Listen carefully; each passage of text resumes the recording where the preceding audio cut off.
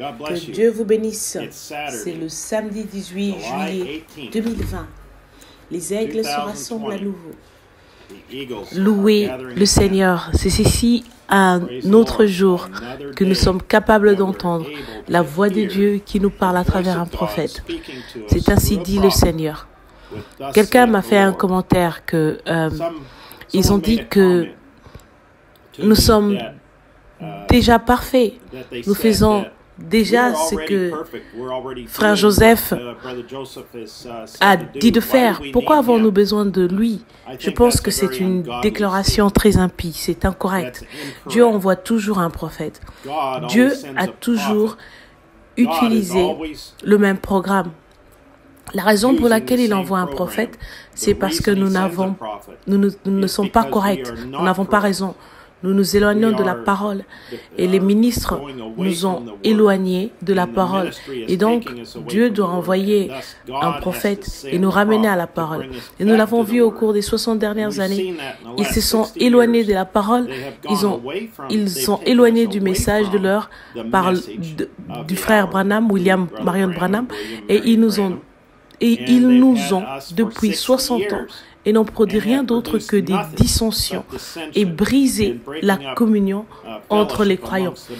Maintenant, Dieu doit envoyer un prophète. Il l'avait déjà préordonné en 1947. Nous avons des preuves sur bande que Dieu a dit à son prophète Branham qu'il aurait un fils et ce fils serait un prophète. Non seulement cela, mais il l'a nommé par son nom. Cet ange, dites-moi combien de fois dans la Bible cela s'est produit et quel genre d'homme est venu de ce genre de prophétie des anges et a été accompli. Nous avons cette même écriture accomplie aujourd'hui. Nous voyons la preuve de ce fils étant né. Son nom est Joseph et il était le fils du frère Branham. Et frère Branham lui a dit sur bande que peu importe qui est contre toi, Joseph, Dieu sera pour toi, Joseph. Ce serait une chose terrible d'aller à l'encontre du plan de Dieu. Et quand Dieu envoie un prophète, dit frère Branham, c'est parce que le peuple a besoin d'entendre Dieu. Et Dieu veut parler aux gens. Et aujourd'hui, nous avons les aigles se rassemblent. Il est en train de parler et nous écoutons. Et c'est une merveilleuse chose pour nous d'entendre, de lire ces choses. Maintenant, les liens, merci le Seigneur que nous ayons des yeux pour voir et des oreilles pour entendre ce qui est dans la parole de Dieu. Louez le Seigneur. Maintenant, nous pouvons aller entrer dans la lettre. Chers frères et sœurs, amenés à la perfection, nous sommes à la fin du temps. Nous sommes revenus au blé, revenus au grain originel. La balle s'est retirée de nous et nous demeurons maintenant dans la présence du Fils pour mûrir. Ce Fils, c'est sa parole révélée pour ce jour-ci, ce message. C'est la révélation de la parole en sa saison.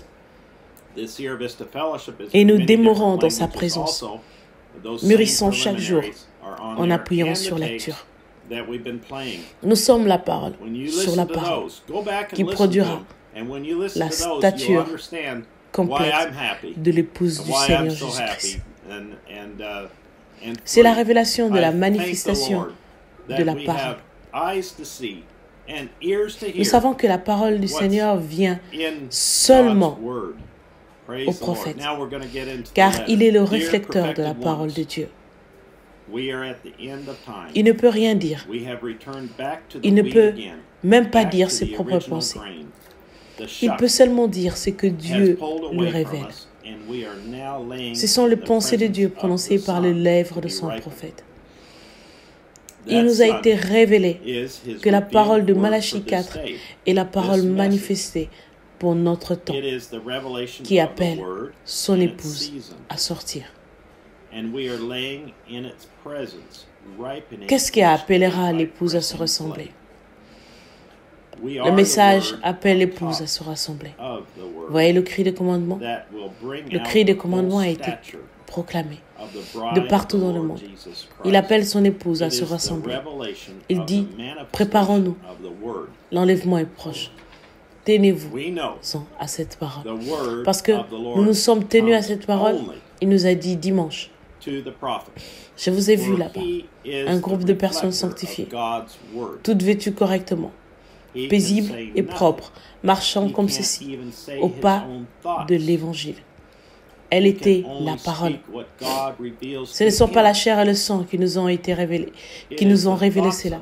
C'est notre Père qui est dans les cieux, qui nous a révélé cela. Non seulement la révélation de qui il était dans un autre temps, mais la révélation de qui il est maintenant. La parole faite chair dans son prophète. La parole faite chair en nous. Nous nous dirigeons vers un royaume parfait. Nous devons donc être un peuple parfait. En effet, nous sommes mariés à un fils de Dieu parfait. Alors nous devons être une épouse parfaite. Donc comment allons-nous y arriver autrement que par la parole parfaite de Dieu? Ce message, ces messages ont été emmagasinés et préparés pour cette heure même, ce jour même. Avant le commencement du monde, il savait que nous écouterions ce message dimanche. Quand tu nous parleras par ce messager pour nous dire comment ce sera là-bas. Il est allé tout préparer pour nous avant que nous arrivions là-bas. Il fait les choses précisément comme nous les aimons. Ce sera un lieu réel où nous ferons des choses, où nous vivrons, nous travaillerons, nous nous réjouirons. Nous allons vers la vie, vers une vie éternelle, réelle. Nous allons vers un ciel, un paradis, gloire. Rien ne nous empêchera d'être là. Rien ne nous empêchera d'être là. Cela a été révélé, nous sommes son épouse. Nous sommes la parole faite chair. L'enlèvement est proche. Il nous construit un royaume juste pour nous, afin que nous y passions l'éternité avec lui et les uns avec les autres. Il a choisi son prophète avant le commencement du temps pour tout nous dire sur les choses qui sont à venir. Prêcher le 5 décembre 1965 que son épouse se rassemble ce dimanche à 13h, heure de Jeffersonville, pour écouter Dieu parler par des lèvres humaines, alors qu'il dira à son épouse qui nous sommes, où nous allons et comment ce sera quand nous arriverons là-bas. Frère Joseph Branham, il m'est venu à l'esprit pendant que je lisais la déclaration suivante où il dit que l'épouse de se réunir à 13h heure de Jeffersonville. Et ceci ne peut ne pas sembler lié, mais ça l'est, lorsque le prophète a dit à Naaman d'aller plonger 7 fois dans cette sale rivière boueuse du Jourdain. Ce n'était pas, Frère Branham a dit que ce n'était pas la rivière qui a nettoyé Naaman de la lèpre, mais c'était l'obéissance. C'était faire preuve d'obéissance à ce qu'on lui avait dit de faire par le prophète de Dieu. Et à travers cette obéissance, Dieu a guéri Naaman de sa lèpre. Alors montrons notre obéissance à Dieu et écoutons à 13h, heure de Jeffersonville. Il se peut que l'heure de la journée ne fasse aucune différence, ou l'heure que vous écoutez cette bande, cela n'a pas d'importance. Mais nous montrons à Dieu notre obéissance à sa parole et à son prophète qui est avec nous maintenant. Et en disant, écoutez cette bande en ce moment, dans cet endroit.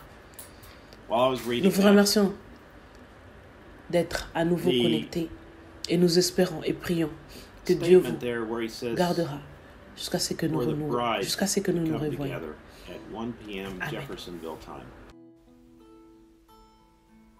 And this may not sound related, but it is, that when the prophet told Naaman to go dip 7 times in that filthy, muddy river of the Jordan River, it wasn't, Brother Branham said, it wasn't the river that cleansed Naaman of leprosy, but it was the obedience.